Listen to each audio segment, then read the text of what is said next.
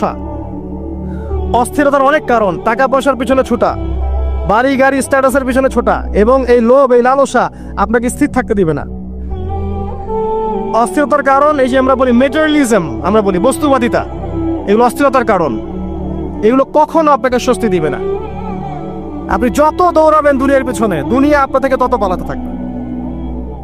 আর আল্লাহ পাক বলেছেন, হে আদম সন্তান, আমার ইবাদতের জন্য সময় বের করো, আমি তোমাকে দুইটা জিনিস দিব। এক নাম্বার, তোমার হাতকে আমি সচ্ছলতা দিয়ে ভরে দিব, আর দুই নাম্বার, তোমার সমস্ত অভাব আমি দূর করে দেব।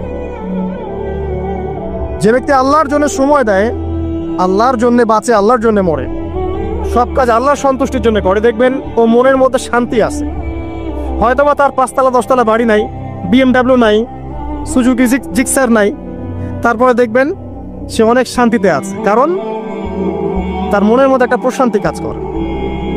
আর যে ব্যক্তির মধ্যে দেখবেন আল্লাহর কনসিয়াসনেস নাই, ইবাদত নাই, কোরআন সুন্নাহ এগুলো কিচ্ছু নাই, দুনিয়ার সব আছে, দেখবেন ব্যাংক ব্যালেন্স, টাকা পয়সা, মনে শান্তি নাই।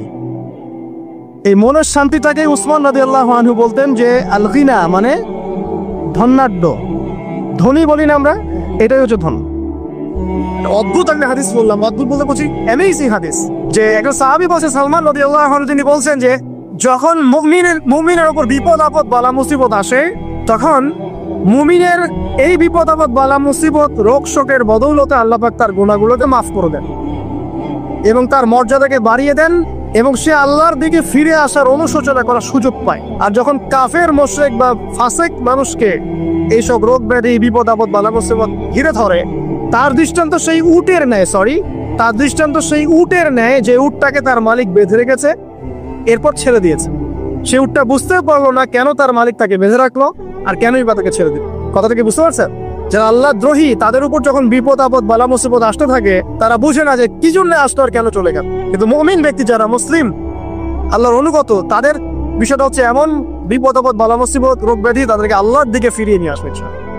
এই যে পৃথিবীতে নামিয়ে দেয়া, এরপর আল্লাহর পক্ষ থেকে ঐশী গ্রন্থগুলো পাঠানো, নবী রাসূল পাঠানো, আলেম ওলামা পাঠানো, আপনাকে হায়াত দেয়া, আপনাকে রিজিক দেয়া, এই শ্বাস নেওয়ার ক্ষমতা দেয়া, আপনাকে জ্ঞান বুদ্ধি দেয়া, বিবেক দেয়া, 3 বেলার খাবার, পোশাক, স্ত্রী সন্তান, কি দেয়নি আল্লাহ রাব্বুল আলামিন। এটি সমস্ত নিয়ামতগুলো দেয়া, এগুলোর একটা উদ্দেশ্য, আপনি আমি যেন এটাকে উপলব্ধি করি যে এগুলো আল্লাহর পক্ষ থেকে আসছে এবং আল্লাহর দিকে আমরা অভিমুখী হই, এছাড়া কোনো উদ্দেশ্য নেই। সামনে যান, নূহ আলাইহিস সালাম, একদিন 2 দিনেই কি আল্লাহ পাক তার কওমকে ধ্বংস করে দিয়েছেন? 950টা বছর আল্লাহ রাব্বুল আলামিন সময় দিয়েছেন কওমকে, আল্লাহর দিকে ফিরে আসো, আল্লাহর দিকে ফিরে আসো। নবী দাওয়াত দিয়েছেন প্রায় 950 বছর, যখন তারা ফিরে আসে নাই, তারপরে আল্লাহ রাব্বুল আলামিন গজব দিয়ে ধ্বংস করেছে। কারণ আমি বলেছি একটা কথা, আল্লাহ পাক শুধু রহমানুর রহিমই নন, বরং তিনি কিন্তু কঠোর শাস্তিদাতা, শদীদুল ইকাব। সামনে আরো যান, ইব্রাহিম আলাইহিস সালাম, একা একটা মানুষ নমরুদের সাথে ফাইট করছেন, আগুনে ফেলেই দিল, সে আগুনকে আল্লাহ পাক ঠান্ডা করে ফেললেন। এটা কি আল্লাহ পাকের দয়া নয়? তার সন্তান ইসমাইলের কুরবানিটা দেখেন,